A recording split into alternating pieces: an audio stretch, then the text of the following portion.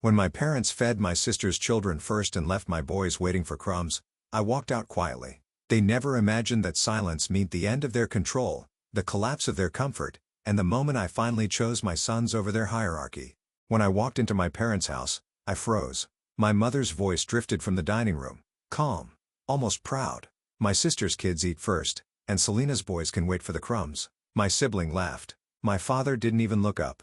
In the corner, my children sat with empty plates balanced on their knees, trying to act like they weren't hungry. My chest tightened, but inside, everything went still. I didn't argue.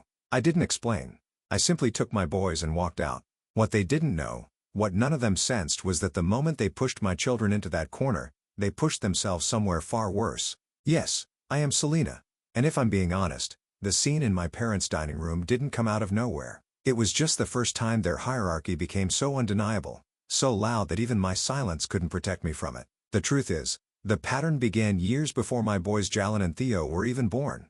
When I was 17, still working my first part-time job, my mother, Ellen, a woman who always sounded one step away from a crisis, asked if I could help a little with groceries. My father, Harold, practical to the point of coldness, nodded and said it would teach responsibility.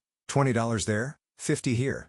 And before I understood what was happening, giving became a reflex, a habit, then an obligation. By the time I was in college, they were sending me pictures of bills, notes about repairs. And when I'd call to ask if everything was okay, my mother's voice always quivered in just the right places. I didn't see it then, but looking back, it was choreography performed, worry perfectly timed. When I graduated and landed my first full-time job, the requests changed tone. They weren't "could you help" anymore. They became, "we really need you." Dental work for my father, a broken appliance, a car issue. It always arrived as an emergency, urgent, unavoidable, and somehow always aligned with the weeks my paycheck deposited. And then came Vanessa, my older sibling.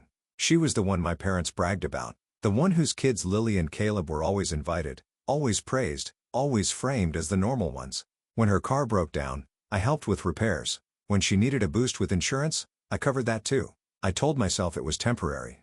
Family helps family, right? But when I got married to Darius, my husband, a patient, steady man who saw more than I ever did, the imbalance sharpened. He'd ask, "Do they ever offer to help us?" I'd laugh it off. "They're busy." But every time a holiday came around, every time there was something to celebrate, I noticed the seating arrangements, the invitations, the small moments of distance. Darius would gently step back during family conversations as if he already understood he wasn't included in the script. And then came the kids. When Jalan was born, my mother held him like he was fragile glass, not precious, delicate, uncertain,